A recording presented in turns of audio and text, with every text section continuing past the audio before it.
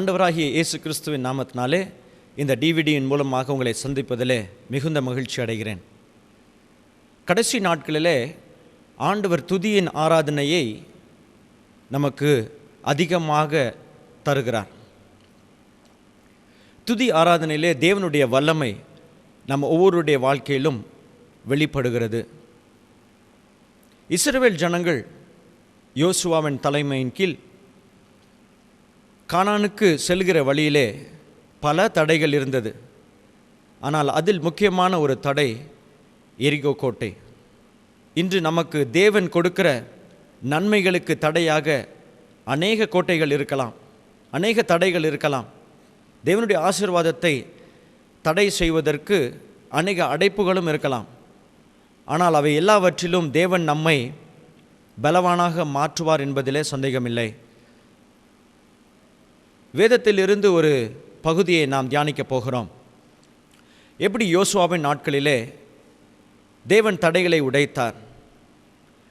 தடைகளை உடைத்ததன் நிமித்தம் இஸ்ரவேல் ஜனங்களுக்கு உண்டான நன்மைகள், ஆசீர்வாதங்கள் என்ன?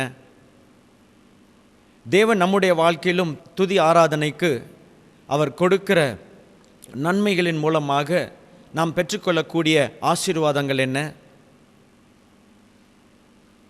யோசுவாவின் புத்தகம் 6வது அதிகாரம் 1ஆம் வசனம்.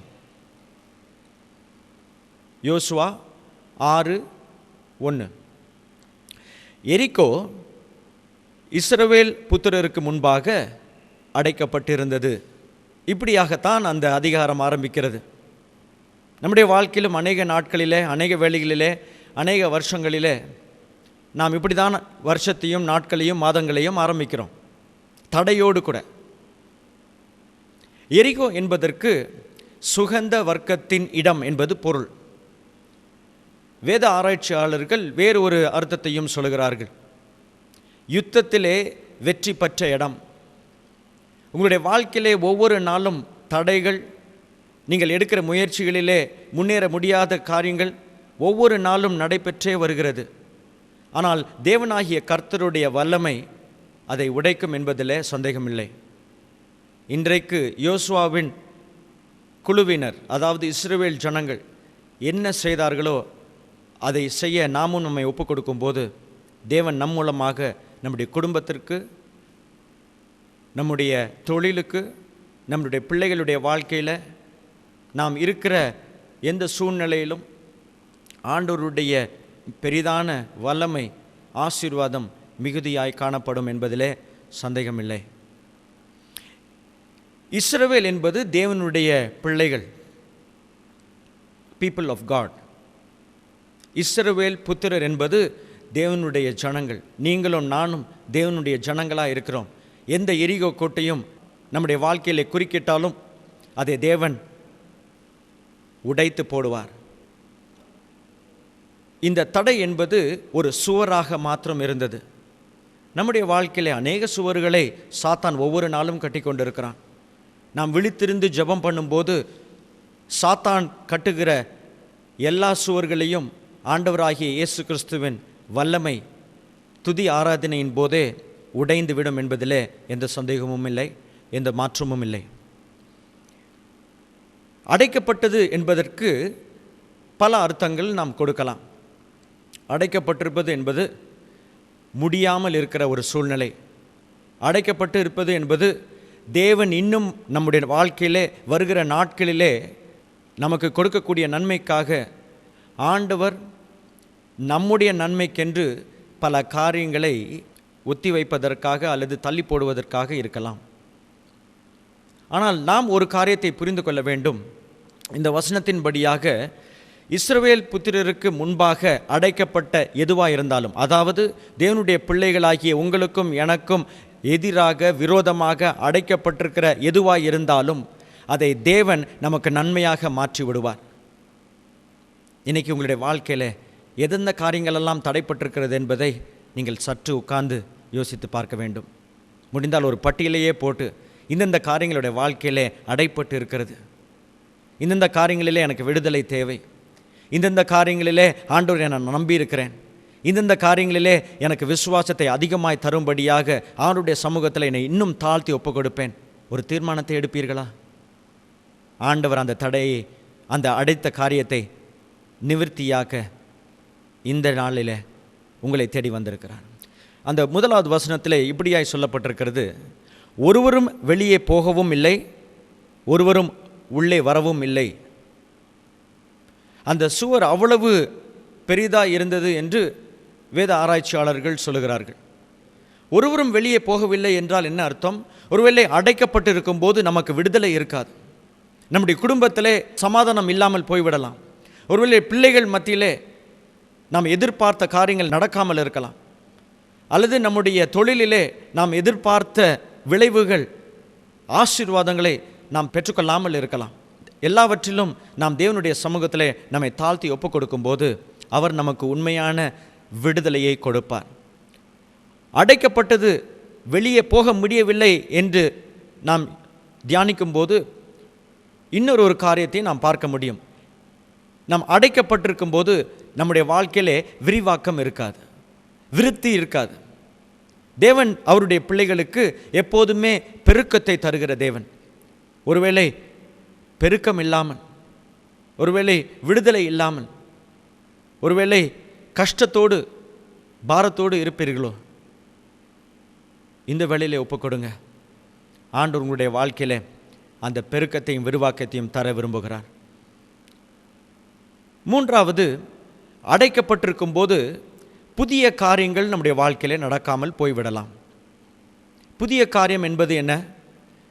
புதிதாய் அனுபவங்களை நாம் பெற்றுக்கொள்ள முடியாத சூழ்நிலை, புதிதான வியாபாரங்களை செய்ய முடியாத ஒரு சூழ்நிலை, புதிதான காரியங்களை ஆண்டவர் நம்முடைய வாழ்க்கையிலே செய்ய முடியாமல் நம்முடைய வாழ்க்கையில் அடைக்கப்பட்டிருக்கிற சூழ்நிலைகள்.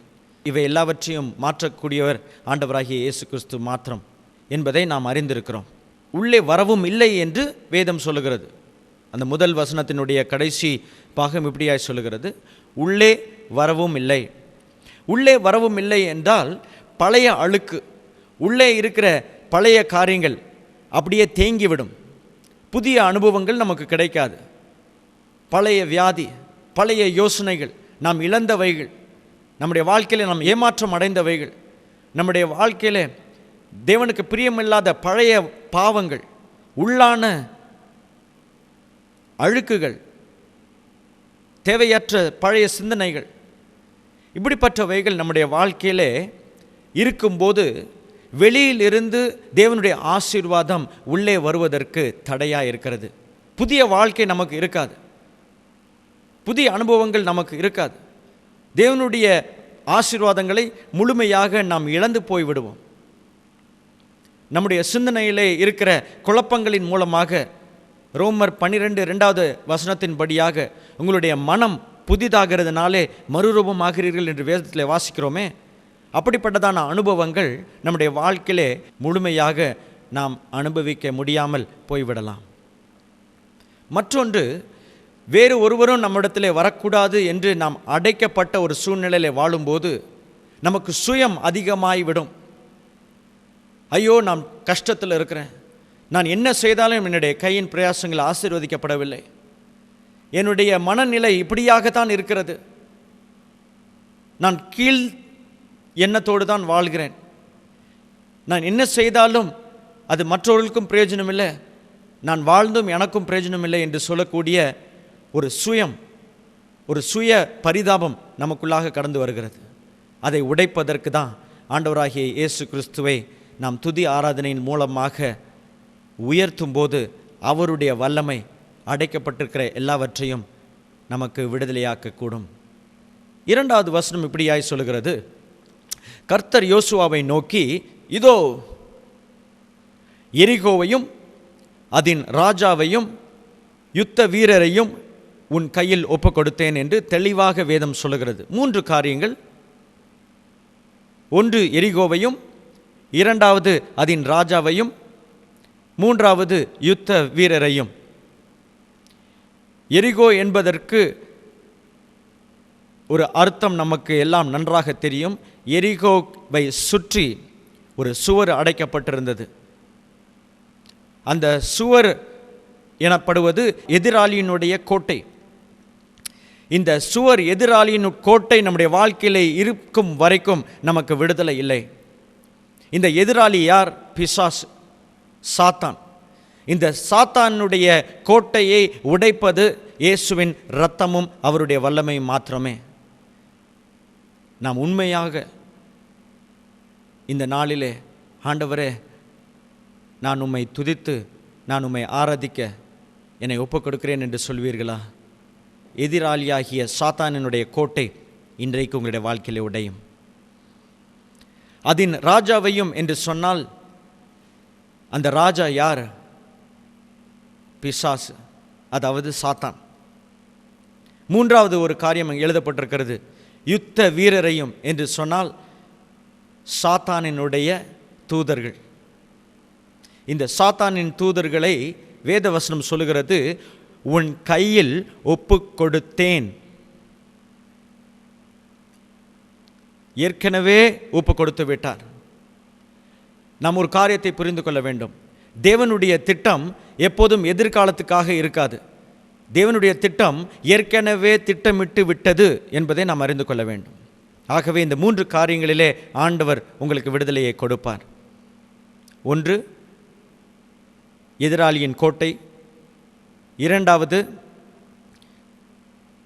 பிசாசு, அதாவது எரிகோவின் ராஜா சாத்தான்.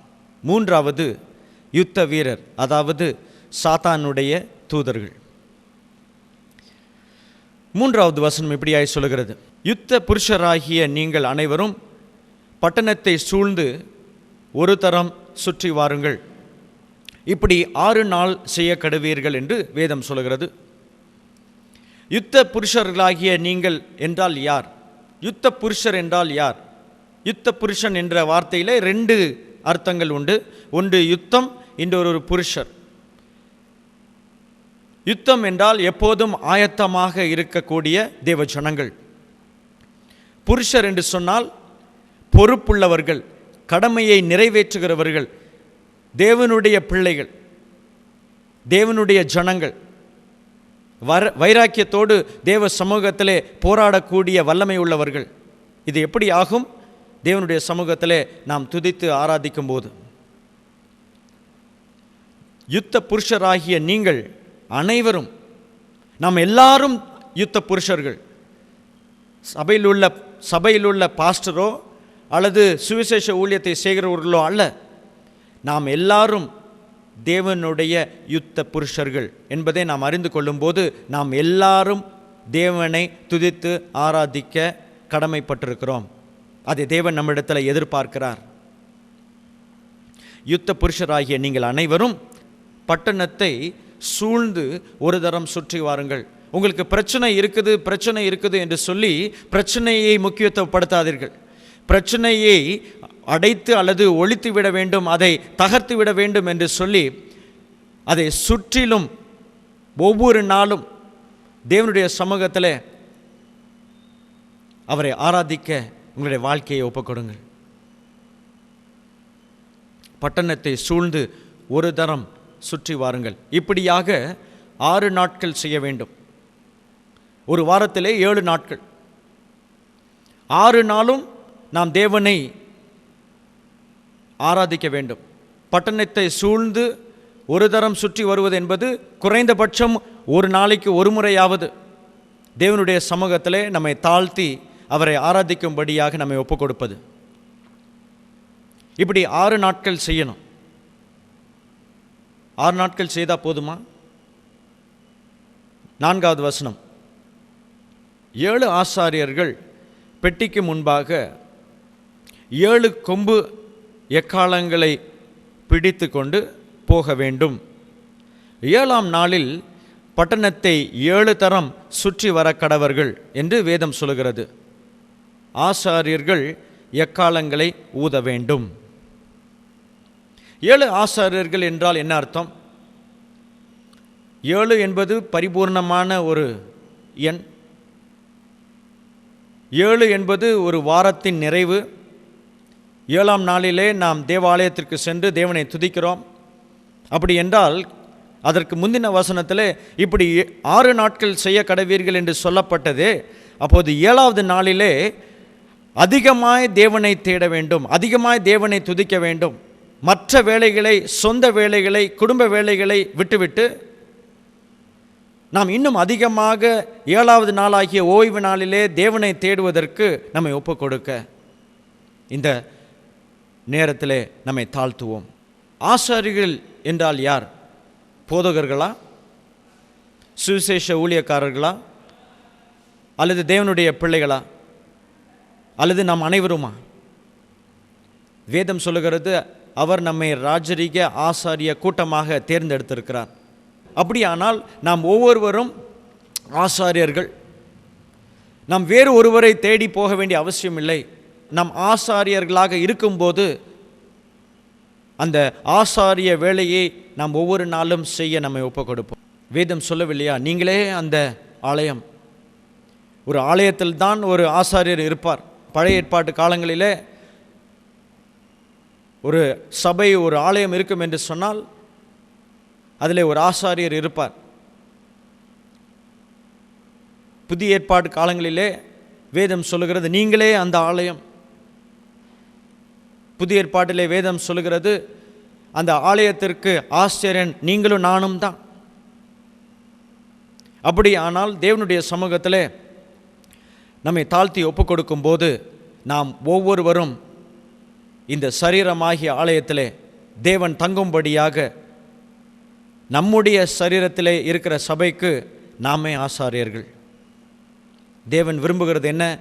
இந்த 7 ஆசாரியர்களும் பெட்டிக்கு முன்பாக, அதாவது பெட்டி என்பது தேவனுடைய பிரசன்னம், பிரசன்னத்துக்கு முன்பாக 7 கொம்பு எக்காலங்களை, 7 கொம்பு எக்காலங்கள் என்பது ஒவ்வொரு ஆசாரியனும் கையிலே வைத்திருக்க வேண்டிய துதியின் இசை. கொம்பு எனப்படுவது ஒரு ஆட்டினுடைய கொம்பு. அந்த நாட்களிலே அதை எடுத்து எக்காலமாக ஊதுவார்கள். கொம்பு என்று சொன்னால் அது ஒரு மிருகத்தினுடைய பாதுகாப்பின் சின்னம். இன்றைக்கு பிசாசினுடைய காரியங்களிலே, தடைப்பட்ட காரியங்களிலிருந்து நமக்கு பாதுகாப்பு வேண்டும் என்று சொன்னால் இந்த கொம்புகளை நாம் தயாராக்க வேண்டும். ஆட்டுக்குட்டியானவர் இயேசு கிறிஸ்து. அந்த ஆட்டிற்கு பாதுகாப்பு, ஒரே பாதுகாப்பு அதனுடைய கொம்பு தான். அப்போ தேவனுடைய பிள்ளைகளாகிய உங்களுக்கும் எனக்கும் ஒரே பாதுகாப்பு ஆட்டுக்குட்டியானவருடைய அந்த கொம்பாகிய துதி. இன்னைக்கு நம்மை ஒப்புக் கொடுப்போம். அதை சும்மா கையில் வைத்திருந்தால் போதாது. வேதம் சொல்லுகிறது 4வது வசனத்தில் அதை எடுத்து ஊத வேண்டும். ஒவ்வொரு நாளும் துதி நேரம் என்று சொல்லி நியமித்தால் மாத்திரம் போதாது. துதிக்காக ஒரு நேரத்தை ஒதுக்கி, துதிக்கென்று ஒரு இடத்தை வீட்டிலே ஆயத்தம் செய்து, முடிந்தால் ஒரு அறையவே அதற்கென்று ஒதுக்கி, ஒரு தக்க சமயத்தில் அந்த அறைக்குள்ளாக, அந்த இடத்திற்குள்ளாக சென்று தேவனை ஆராதிக்க, தேவனை விடுதலையோடு கூட துதிக்க நம்மை ஒப்புக் கொடுப்போம். 7 கொம்பு எக்காலங்களையும் எடுத்து 7ஆம் நாளிலே பட்டணத்தை 7 தரம் சுற்றி வர கடவீர்கள். 7ஆம் நாளிலே 7 முறை. மற்ற 6 நாட்களிலே இருக்கிறதை விட ஓய்வு நாளிலே நம்முடைய துதி ஆராதனை 7 முறைகள் அதிகரிக்க வேண்டும். மற்ற நாட்களில் இருக்கிறதை விட நம்முடைய துதி ஆராதனை 7 மடங்கு 7ஆம் நாளாகிய ஓய்வு நாளிலே அதிகரிக்க வேண்டும். கடமைக்காக ஆலயத்துக்கு சென்று வருவது முழுமையான ஒரு காரியமாக மாறிவிடாது. அதற்கென்று நேரத்தை ஒதுக்கி 7 மடங்கு மற்ற நாட்களை விட தேவனுடைய சமூகத்திலே நம்மை ஒப்புக் கொடுக்கும்போது அதில் உள்ள ஆசீர்வாதங்கள் மிகவும் அதிகமாக இருக்கும். அந்த வசனம் இப்படியாய் முடிகிறது, ஆசாரியர் எக்காலங்களை ஊத வேண்டும். நீங்கள் உங்களுடைய சரீரமாகிய ஆலயத்தின் ஆசாரியர். நீங்கள் ஒவ்வொரு நாளும் உங்களுடைய எக்காலமாகிய துதி ஆராதனையை தேவனுடைய சமூகத்திலே ஊத வேண்டும். ஊதுவது என்பது என்ன? ஆண்டவர் முதலாவதாக ஆதாமை உருவாக்கும் போது தன்னுடைய சுவாசத்தை தன் கையினால் செய்யப்பட்ட அந்த களிமண்ணாகிய மனுஷன் நாசியிலே ஊதினார். ஊதுவது என்பது ஒரு ஜீவனை குறிக்கிறதான ஒரு அறிகுறி, ஜீவனை கொடுக்கிறதான ஒரு அறிகுறி. இன்றைக்கு ஊதுவது என்பது செத்த நம்முடைய நிலைமை, செத்த நம்முடைய வாழ்க்கை, செத்த நம்முடைய சூழ்நிலைகள், சாகிறது போல் காணப்படுகிற நம்முடைய வியாபாரங்கள், நம்முடைய பிள்ளைகளுடைய எதிர்காலம், நம்முடைய முயற்சிகள் எல்லாவற்றையும் ஊதி விடக்கூடிய ஒரு வல்லமை தேவன் உங்களுக்கு கொடுப்பார். எப்போது? நீங்கள் தேவனை ஆராதிக்கும் போது. நீங்கள் தேவனை ஆராதிக்கும் போது, எக்காலங்களை நீங்கள் ஊதும்போது உங்களுடைய வாழ்க்கையிலே புதிய உயிர், புதிய வல்லமை, புதிய மகிமை பிரவேசிப்பதை நீங்கள் உணர்ந்து கொள்ள முடியும். 5வது வசனம் இப்படியாய் சொல்கிறது, அவர்கள் அந்த கொம்புகளினால் நெடுந்தொணி இடும்போதும் நீங்கள் எக்கால சத்தத்தை கேட்கும் போதும் ஜனங்கள் எல்லாரும் மகா ஆரவாரத்தோடு ஆர்ப்பரிக்க கடவர்கள். 3 காரியங்கள் எழுதப்பட்டிருக்கிறது. ஒன்று, கொம்புகளினால் நெடுந்தொணி இடும் ஒரு கட்டளையை ஆண்டவர் சொல்லுகிறார். நெடுந்தொணி என்பது நீண்ட நேரம் தேவனை ஆராதிப்பது. ஏதோ கடமைக்காக 2 நிமிஷம், 5 நிமிஷம் அல்லது 10 நிமிஷம் தேவனுடைய சமூகத்திலே ஆண்டவரே துதிக்கிறேன், ஆராதிக்கிறேன் என்று சொல்லி போவது அல்ல. மணிக்கணக்காக தேவனுடைய சமூகத்திலே, அதே தான் நீண்ட தொனி என்று வேதம் சொல்லுகிறது. 2வது, எக்கால சத்தத்தை கேட்கும்போது நம்முடைய வீட்டிலே தேவனுடைய பிரசன்னம் பாடல் மூலமாகவோ, மற்றவர்கள் தேவனை ஆராதிக்கும் போதோ, அல்லது தேவனுடைய சமூகத்தில் வீட்டில் இருக்கிறவர்கள் துதியை எழுப்பி உங்களுக்கு அந்த துதியின் சத்தம் உங்களுடைய காதுகளிலே தொனிக்கும் போது நீங்கள் தேவனை ஆராதிக்க உங்களையும் ஒப்புக்கொடுங்கள். வீட்டில் இருக்கிற மற்றவர்கள் தேவனை ஆராதிக்கட்டும், என் சார்பிலே, எங்கள் சார்பிலே அவர்கள் தேவனை துதிக்கட்டும் என்று அல்ல. தேவனுடைய